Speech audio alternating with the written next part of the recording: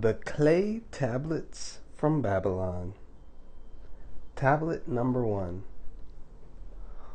When the moon becometh full, I, Dabazir, who am but recently returned from slavery in Syria, with the determination to pay my many just debts and become a man of means worthy of respect in my native city of Babylon, do here engrave upon the clay a permanent record of my affairs to guide and assist me in carrying through my high desires.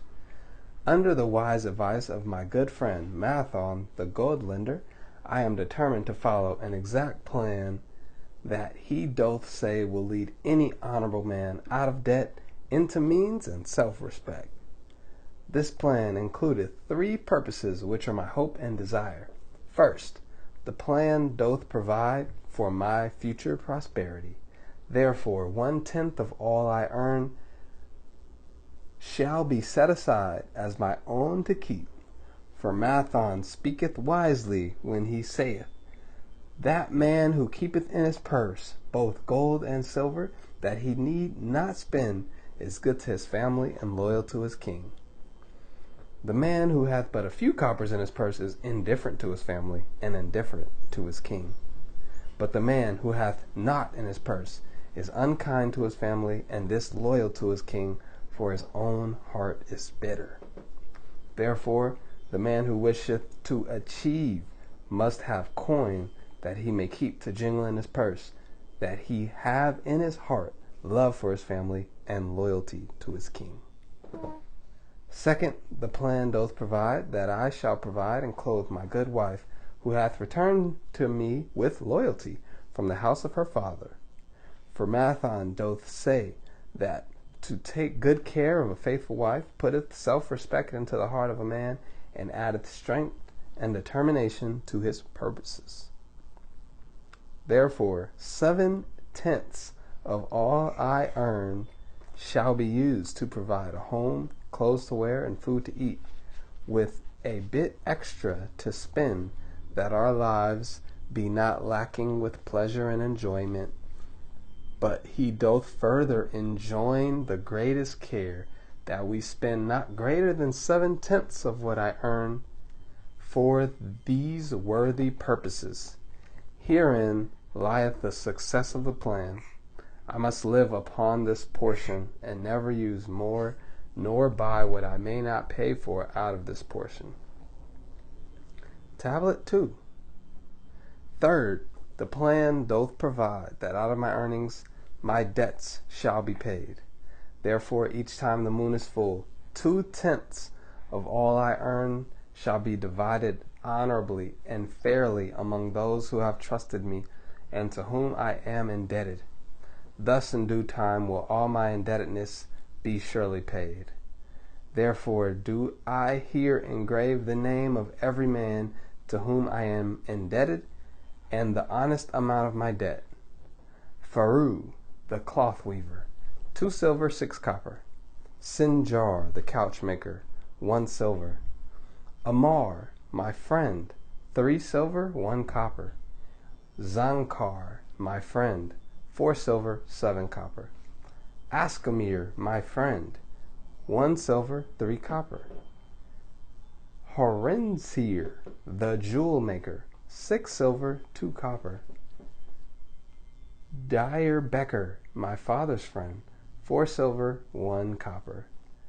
Alkahad, the house owner, 14 silver. Mathon the gold lender, 9 silver. Berejit, the farmer, 1 silver, 7 copper. From here on, disintegrated cannot be deciphered. Tablet 3. To these creditors do I owe in total 119 pieces of silver and 141 pieces of copper.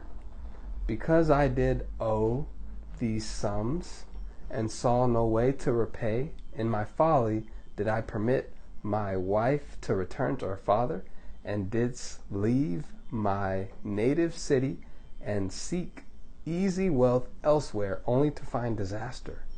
and to see myself sold into the degradation of slavery. Now that Mathon doth show me how I can repay my debts in small sums of my earnings, I do realize the great extent of my folly in running away from the results of my extravagances. Therefore have I visited my creditors and explained to them that I have no resources with which to pay except my ability to earn, and that I intend to apply 2/10 of all I earn upon my indebtedness, evenly and honestly. This much I can pay, but no more. Therefore, if they be patient, in time my obligations will be paid in full. Amar, whom I thought my best friend, reviled me bitterly, and I left him in humiliation. Berejik, the farmer, pleaded that I pay him first, as he did badly need help. Alkahad, the house owner, was indeed disagreeable, and insisted that he would make me trouble unless I did soon settle in full with him. All the rest willingly accepted my proposal. Therefore I am more determined than ever to carry through, being convinced that it is easier to pay one's just debts than to avoid them. Even though I cannot meet the needs and demands of a few of my creditors, I will deal impartially with all. End of Tablet 3. Tablet 4. Again, the moon shines full. I have worked hard with a free mind. My good wife hath supported my intentions to pay my creditors. Because of our wise determination, I have earned during the past moon, buying camels of sound wind and good legs, for Nebatur, the sum of 19 pieces of silver. This I have divided according to the plan. 1/10 I have set aside to keep as my own. 7/10 I have divided with my good wife to pay for our living. 2/10 have I divided among my creditors as evenly as could be done in coppers. I did not see Amar, but left it with his wife.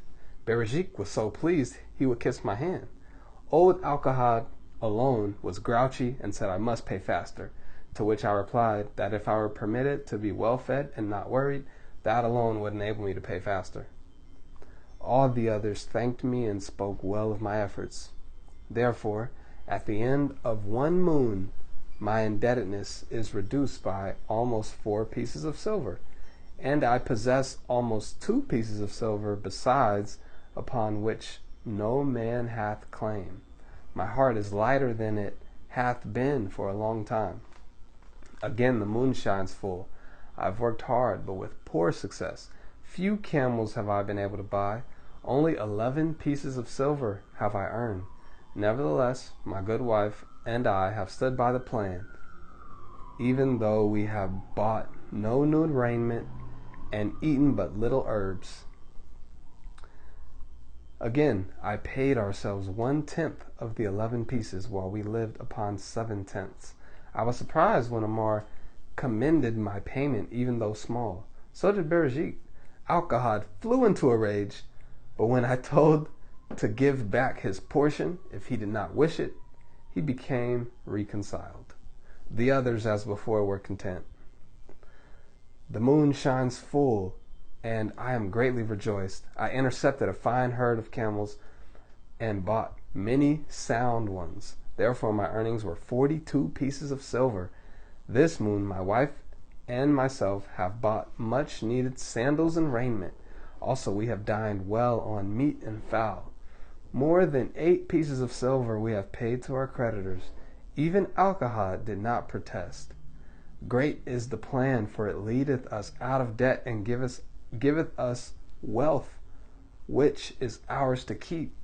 3 times the moon had been full since I last carved upon the clay. Each time I paid to myself 1/10 of all I earned. Each time my good wife and I have lived upon 7/10, even though at times it was difficult. Each time I have paid to my creditors 2/10.